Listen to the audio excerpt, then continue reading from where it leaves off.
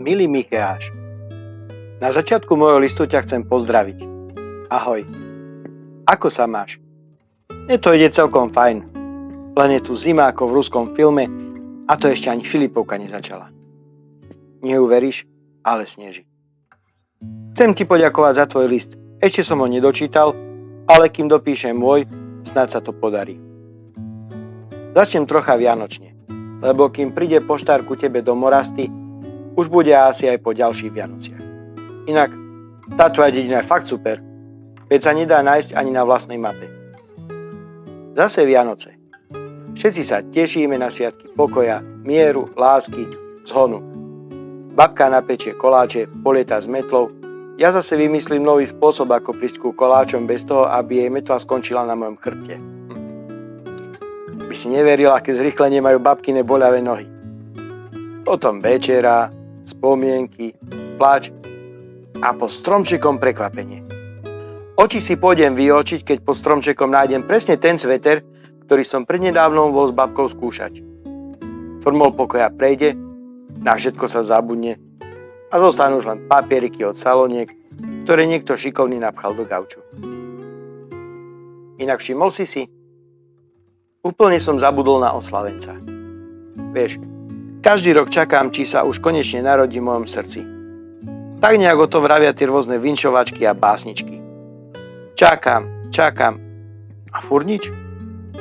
Čo mám robiť, aby sa to konečne stalo? A je to vôbec možné? Jeden z nich mi vravel, že Kristus sa chce narodiť stále. To akože každý deň mám ísť po baľky a utekať sa pozrieť pod stromček? Myslíš, že ho tam nájdem? Alebo to myslel inak? Počkaj. Zdá sa mi, že si niečo už o tom písal. Počkaj, pozriem sa. Píšeš. Hor sa vystúpe na vrch Pánov do domu Jakubovho Boha. Nech nás poučí o svojich cestách a budeme kráčať jeho chodníkmi. Lebo zo Siona vyjde náuka a Pánovo svetlo z Jeruzalema. Pred nimi pôjde drvič, prelomia bránu, prejdú ňou a výjdu. Pôjde pred nimi ich kráľ a pány v čele. Tak to mám chápať tak, že ja musím chcieť prijať Krista a ísť za ním na vrch. Takže on sa neobjaví a neprekvapí ma ako prefet, keď sa niekde túlam inám, ako mám byť. Musím vyvíjať aktivitu. On pošle predo mnou drvič a prejdeme spolu. A ja? Čo mám robiť ja? To myslíš vážne, že iba zachovávať právo a milovať milosrdenstvo? Či aj to, že mám s ním kráčať? Veď to je ťažké. Čo ak Boh bude chcieť ísť inám ako ja? Veď je veľa situácií, ktoré viem ja lepšie a jednoduchšie vyriešiť ako on. Či nie? A čo ak budem s ním kráčať, potknem sa a padnem? Mám vstať? A vstanem. To je jasné. To musí každý človek, ak chce aspoň prežívať. No keď padnem, diabol sa bude zo mňa vysmievať. Od tých, čo nechcú kráčať s Bohom, nejaví až taký záujem. A Boh ma bude karhať. Neviem, či sa to oplatí.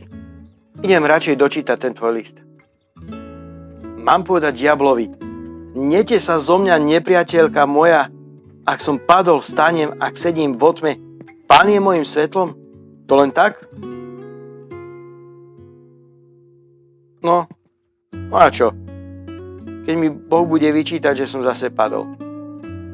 Veď ja znesiem Pánov hnev, lebo som zhrešil proti nemu. Ja mám toľko seba kritiky. Všetko si priznám. Ale ako mám byť s ním? Jeho hnev síce netrvá večne, ale vina ostáva. Čo s tým? Teraz poraď. Idem si prečítať to tvoje PS. Zabehlo mi. Boh mi vážne odpustí. A on nielen zabudne, ale aj odpustí. Umie ma. On zmie moje hriechy a do morských hlbín zahodí všetky viny. To fakt? Nemám slov. Ale myslím, že to skúsim. Ďakujem za tvoj list. Michal. PS. Ako si vedel, že kráľ príde z Betlehemu?